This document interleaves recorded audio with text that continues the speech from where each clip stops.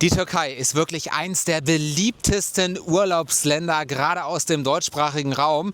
Und natürlich die Nummer 1, Antalya. Ich bin hier gerade am Stadtstrand von Antalya in Konyaaltı. Es gibt aber neben Antalya in der Türkei noch viel mehr zu sehen und auch den ein oder anderen Geheimtipp. Und dafür habe ich hier mal so eine richtige Expertin heute zu Gast. Was für ein Zufall. Ich habe 2 Jahre hier gewohnt und ich habe wirklich tolle Insider-Tipps für euch. Ja, liebe Saskia, dann würde ich sagen, das müssen wir mal näher besprechen. Lass uns mal losgehen. Los geht's. Auf geht's.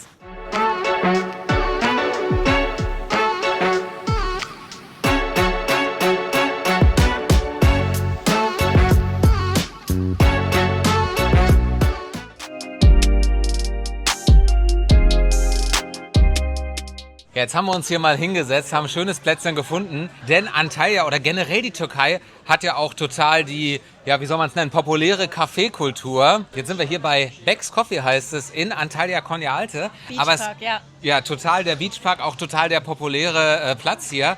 Aber es gibt ja neben den Kettencafés ja auch ganz, ganz viele individuelle Cafés, kleine Cafés etc. Das zeichnet ja die Türkei auch so ein bisschen aus, ne? Ja, aber da können wir auch gleich in das Thema reingehen, weil Antalya hat so viel zu bieten. Natürlich, Antalya steht für All-Inclusive, Siede, Bälle, kennt jeder. Aber Antalya hat so viele tolle Ecken und da würde ich heute gerne mehr darüber sprechen. Auf jeden Fall. Antalya natürlich der Nummer 1 Hotspot hier in der Türkei. Die meisten Flüge, die gehen hier ja auch her nach Antalya. Es ist eine der wichtigsten Urlaubsrouten von Deutschland hier nach Antalya, aber auch aus Österreich natürlich. Aus Wien. Genau. Oder Salzburg oder Linz. Oder Salzburg, ja. Und auch aus der Schweiz. Das heißt, der ganze deutschsprachige Raum ist hier natürlich in Antalya sehr gut vertreten. Wo wir schon dabei sind, Antalya. Antalya ist halt die Nummer 1, aber es gibt ja auch noch ganz andere Orte hier in der Türkei, ne? Ja, richtig. Aber auch direkt in Antalya gibt es ganz viele Orte. Ich habe eine Liste gemacht, damit ich auch ja nichts vergesse.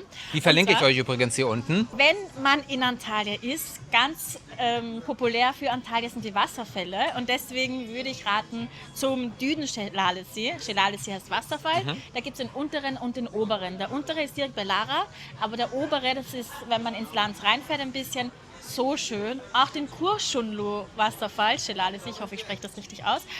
Super schön, würde ich auch jeden raten. Und Kaleci natürlich, die Altstadt. Kaleci, den Wasserfall etc., das findet ihr übrigens hier auch auf diesem Kanal in Kürze in einem extra von mir entwickelten Antalya Guide, um euch diese wunderschöne Stadt mal zu zeigen. Ja. Aber danke dir auf jeden Fall schon mal. Wie ihr seht, es gibt natürlich diese typischen Touri-Orte. Da gibt es dann auch noch diese Touren, die da angeboten werden und so weiter mit dem Bus und das alles. Aber wie du schon gesagt hast, es gibt natürlich auch gerade hier um Antalya auch den einen oder anderen Ort, den man ja auch so ein bisschen als Individualreisender selber entdecken kann, ne? Ich mag ja ganz stark dieses Individuelle, dass man alleine verreist, Solo-Traveling, Abenteuerreisen. Und da habe ich noch einen Tipp direkt für Antalya, und zwar Çakılar. Für ein super authentisches Frühstück würde ich dorthin fahren. Das ist ein bisschen Richtung Berge. Da sitzt man in so Holzhütten und dann kriegt man ein super leckeres Frühstück serviert. Kann ich auch nur empfehlen. Und genau, Karpuz Canyono ist ein Geheimtipp. Viele kennen das gar nicht, aber das steht dann unten in der Videobeschreibung drinnen. Auf jeden Fall. Und danach würde ich schon Richtung Kemer gehen, weil da gibt es ein paar antike Städte, die auch super schön sind. Direkt am Meer gelegen, das heißt, man kann die antike Stadt besuchen und danach direkt ins Meer springen. Gerade in die Richtung Kemer. Kemer ist ein bekannter Urlaubsort, auch klassisch, touristisch, auch, wie man so schön nennt, Bettenburgen sind da. Aber auch da gibt es ja zum Beispiel auch die brennenden Steine. Ich weiß nicht, ob du die kennst. Genau, da gibt es die brennenden Steine bei Olympus, aber auch Gönük Canyono. Das ist auch ein wie nennt man das, Fluss oder wie auch immer. Zum Wandern, wenn man in die Natur möchte, am Fluss entlang, auch sehr schön. Kann ich auch nur empfehlen. Und natürlich nicht vergessen, der Lykische Weg, den gibt es ja hier auch. Der ist da hinten auch in der Ecke von Kemer. Traumhaft. Also den bin ich noch nicht gegangen, aber steht noch auf meiner To-Do-Liste. Da hat man von dem Lykischen Weg die beste Aussicht, die man nur haben kann. Ja, mega. Ihr seht also schon gerade rund um Antalya, um die Nummer 1 vom türkischen Tourismus, gibt es schon den ein oder anderen Hidden Spot. Jetzt habe ich bei dir auf der Instagram-Seite, ich folge dir ja seit Jahren, ich bin ja immer wieder begeistert von deinen Stories und allem, was du hier schon in der Türkei erlebt hast. Das ist tatsächlich mehr als bei mir. Ich meine, wir haben beide hier in der Türkei gelebt, wir haben beide in Antalya gelebt und haben dann natürlich auch die ein oder andere nicht touristische Local-Erfahrung hier machen können. Ich habe aber gesehen, du bist ja wirklich quer durch die Türkei schon gereist. Und genau. Da gab es Orte, ich kann mir vorstellen, der ein oder andere von euch, der wird das auch noch nie gehört haben. Was ist denn da so dein persönlicher Favorit, wenn wir das Ganze mal aufs Thema Strand und Sonne beziehen? Wo haben wir hier in der Türkei unsere absolute Ruhe, deiner Meinung nach? Also ich finde, es kommt darauf an, was man möchte. Möchte man eher diese Party-Vibes oder seine Ruhe haben? Ich würde sogar tatsächlich hier Konyaaltı empfehlen, weil hier hat man nicht diese lauten Hotels um sich herum. Wenn man Ruhe haben möchte zwischen den Einheimischen, hier bei Konyaaltı würde ich empfehlen. Wenn man eher diese Partystimmung, Hotelstimmung sucht, dann Richtung Side. Aber für alle, die auf Camping stehen, würde ich auf jeden Fall Adrasan empfehlen. Da gibt es schöne Buchten, Korsankoyu zum Beispiel. Traumhafte Buchten, wo man unter sich ist, alleine ist meistens, schönes Meer und da gibt es ganz viele Campinganlagen, Bungalows oder direkt im Zelt kann man schlafen. Also je nachdem, was man möchte. Deswegen Antalya hat für jeden was zu bieten. Egal, ob man Hotel möchte, Camping, alles findet man hier. Übrigens Adrasan, ein ganz bekannter Ort, um das mal für euch einzuordnen. Mit dem Auto von Antalya, ich würde sagen 2 Stunden, eine richtig schöne Route, immer unten entlang an der Küste. Und das Schöne ist ja, man kann das dann auch verbinden, zum Beispiel was du zuerst gesagt hattest, mit der Ecke um Kemer, mit den brennenden Steinen, Şerale, Olympos, die historische Stadt. Und dann kommt man eben schon weiter in Richtung Adrasan. Also das eignet sich auch super für einen Roadtrip.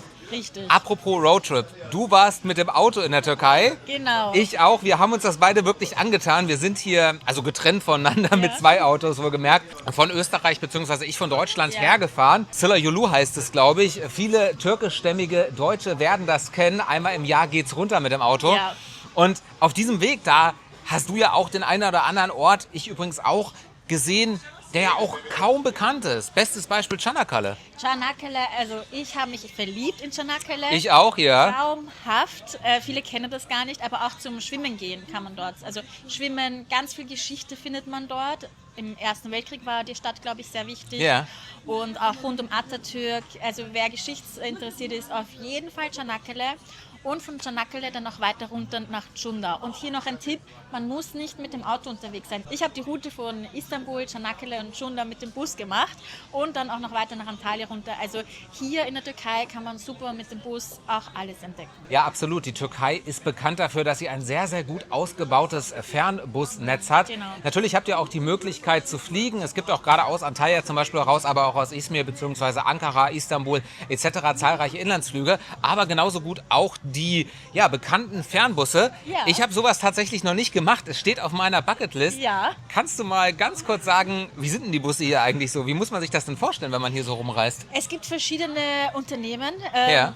also ein paar davon, die sind super bequem, man hat viel Platz, angenehm, wirklich gar kein Problem. Dann gibt es ein paar, die sind vielleicht günstiger und dafür nicht so komfortabel, aber mit allem hat man gar kein Problem. Also ich bin schon mit den verschiedensten Unternehmen gefahren und alles super, alles online direkt gebucht, problemlos, hat alles immer einwandfrei funktioniert. Ja, und ganz bekannt zum Beispiel auch die Flixbus-Tochter Camel Koş. Genau. Das ist auch einer der bekanntesten Anbieter hier. Und wie gesagt, auch für euch, wenn ihr individualreisend seid, ist das auch eine Möglichkeit, die ihr definitiv nutzen könnt. Jetzt hast du auch die ein oder andere Stadt hier in der Türkei besucht. Ich habe zum Beispiel bei dir in der Story, in den Highlights, auf deinem wirklich mega interessanten Instagram-Account Konya gesehen. Ja. Aber Konya. du hast, glaube ich, auch Antep, Gaziantep heißt es, aber man nennt es in der Türkei Antep. Oder Adana hast du auch besucht. Ja. Mal so von diesen Städten, die, sagen wir mal, nicht direkt am Meer gelegen sind. Was ist denn da so dein Favorit gewesen? Also bei mir war es so, ich bin ja von Antalya nach Isparta, Konya und dann rauf Richtung Kappadokien.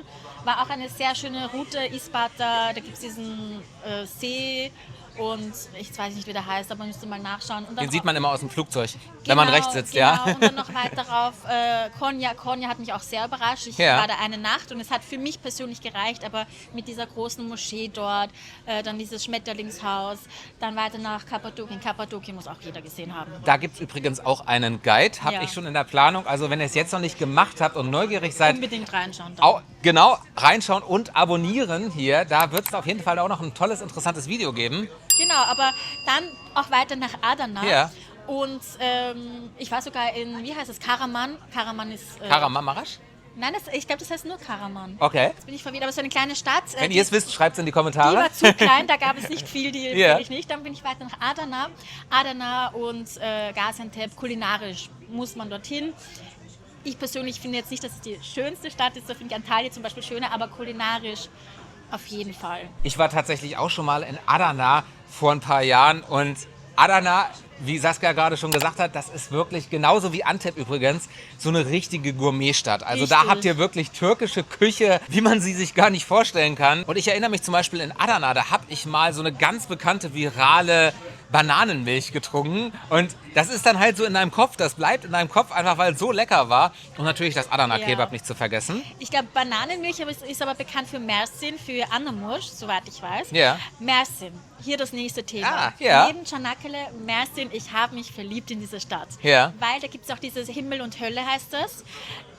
Also das ist... Geht dorthin, das ist so beeindruckend. Kennst du das? Da gehst du auf so eine Plattform, da geht es tief runter, das ist quasi die Himmel oder Hölle? Weiß nicht, das ist wahrscheinlich der Himmel. Und dann kannst du runtergehen und da ist eine ganz alte Kirche. Das ist in einer Höhle quasi, ist eine alte Kirche drin und das ist so beeindruckend und Mersin an sich ist so eine schöne Stadt und ich glaube, viele haben das gar nicht am Schirm. Ich war tatsächlich auch schon in Mersin. Ich habe da sogar Familie. Also das ist das Coole an der Sache. Das heißt, es geht für mich da auch häufiger mal hin. Wenn ihr interessiert seid an Mersin, dann schreibt das doch auch gerne mal in die Kommentare. Vielleicht kann ich da ja auch mal ein Video drüber drehen. Mersin hat mich auch sehr beeindruckt, ja. Und das Schöne ist, die ganzen Ziele, die wir hier gerade genannt haben, zum Beispiel Mersin und Adana, die sind ja total nah beieinander. Da gibt es auch einen Flughafen direkt um die Ecke. Genauso wie in Antep. Oder auch in Kappadokien. Also das ist auch teilweise alles direkt aus Deutschland, zum Beispiel mit SunExpress Airlines oder Pegasus, erreichbar in wenigen Stunden. Und ich finde das so schön, dass es auch so einfache Möglichkeiten gibt, fernab vom Massentourismus dieses tolle Land hier kennenzulernen und auch leicht einfach herzukommen. Ich finde, die Türkei ist ja auch eines der vielfältigsten Länder. Ich bin ja damals in die Türkei gegangen mit der Mission, die Vielfalt und die Schönheit des Landes zu zeigen, fernab von dem Massentourismus. Yeah. Natürlich, Side hat auch so seinen Charme, aber eben Mersin, Çanakkale oder vielleicht so einen Gourmet-Guide. Zum Beispiel Mersin, hast du nach Tantuni, fährt man weiter nach Gaziantep, da gibt es was anderes, was dann sehr speziell ist. Vielleicht könntest du sowas auch mal machen, das wäre auch sehr interessant. Danke für den Tipp. Ich behalte das im Hinterkopf, denn ich liebe die türkische Küche. Ja. Du hast aber eine Sache vergessen und das ist Kappadokien, Kayseri, Mantı.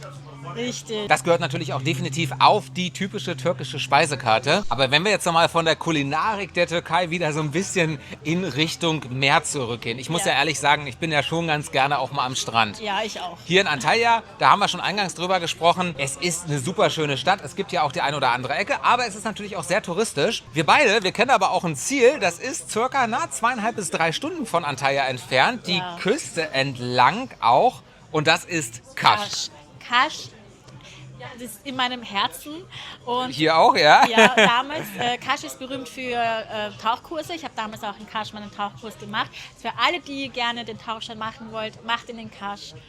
Wusstest du, dass sie in Kaş auch extra ein Flugzeug versunken haben für die Taucher und auch einen Tanker? Habe ich tatsächlich schon mal gesehen. Ich war noch nie tauchen, offen gesagt. Aber ich war tatsächlich letztes Jahr mit einer Reisegruppe, wir haben das einfach mal ausprobiert, in Kaş in einer Villa, die wir uns für eine Woche gemietet haben. Das Video, das findet ihr hier auch auf diesem Kanal. Schaut da auch unbedingt einmal rein. Die Ecke rund um Kaş, wirklich wunderschön. Auch tatsächlich nicht so touristisch überlaufen. Wie gesagt, 3 Stunden von Antalya etwa zu fahren, 2 sind es von Dalaman. Und Stichwort Dalaman, wenn man nämlich von Kaş noch ein Stückchen weiter fährt, wieder so in Richtung Westen, dann kommt man nach Fethiye. Da habe ich auch einen Geheimtipp. Oha. Und zwar Kabakoyo. Es ist fernab vom Massentourismus. Man ist unter sich und da gibt es so spezielle Bungalows, ganz spezielle kleinere Hotels. Kann ich auch nur jedem empfehlen. Kabakoyo. Ja, Kabakoyo, das kannte ich tatsächlich noch nicht, aber gerade auch rund um Fethiye gibt es ja noch ganz andere schöne, naturelle Sehenswürdigkeiten. Es gibt noch Öledenis, diese wunderschöne Bucht. Es gibt aber auch noch den Saklıkent Nationalpark. Auch da, wie gesagt, richtig tolle Sachen, die man auch ein bisschen aktiver machen kann. Und wo man auch, wie du schon gesagt hast, Camping beispielsweise, die Individualreise super verbinden kann. Aber apropos Ölüdeniz, was ja so ein bisschen an Malediven erinnert, kennst du Suluada? Man sagt, das ist sind die türkischen Malediven. Da kann man mit dem Boot zu einer Insel fahren und das ist das schönste Meer, findest du dort. Mit so einem weißen Strand. Man denkt wirklich, man ist bei den Malediven oder auf den Malediven. kann ich auch nur empfehlen. Also ich kenne es tatsächlich vom Hören und ich kenne es auch von deinem Instagram-Account. Wie gesagt, die ganzen Tipps, die findet ihr hier alle in dieser Videobeschreibung. Und ansonsten kann ich euch aber wirklich nur empfehlen, Saskia, sie hat hier, wie gesagt, auch schon mal gelebt in der Türkei. Sie ist hier wirklich Expertin. Ich habe sie auch schon häufiger gefragt, wenn ich einfach mal so einen kleinen Geheimtipp haben wollte. Du hast ja auch wirklich die Zeit genommen, das ganze Land hier wirklich mehr oder weniger komplett zu entdecken. Genau, deswegen bin ich mit dem Auto gekommen, weil meine Mission war es eben, die Schönheit und Vielfalt der Türkei zu zeigen, alle Ecken zu zeigen und nicht nur Antalya. Schaut da auch gerne unbedingt auf ihrem Instagram-Profil vorbei. Das ist hier unten in der langen Videobeschreibung auf jeden Fall aufzufinden. Ich danke dir auf jeden Fall für die vielen Tipps. Hat richtig Spaß gemacht, dich hier mal in Antalya zu treffen. Vielleicht das nächste Mal auf Sulada. Definitiv, wir können es uns merken und dann können wir das auch nochmal gerne zeigen. Super. Hat mich sehr gefreut, ich danke dir. Und wenn ihr noch neugierig seid auf weitere Guides rund um die Türkei, aber vielleicht auch auf die Airlines, die euch hier in die Türkei bringen, sowie auch den einen oder anderen Vlog, dann jetzt hier unten auf jeden Fall abonnieren. Ja. Ansonsten gilt natürlich wie immer gerne teilen, liken und kommentieren. Und wir sehen uns beim nächsten Mal hier bei Zwischen Gate und Ziel. Super. Vielen Dank, Saskia. Dankeschön.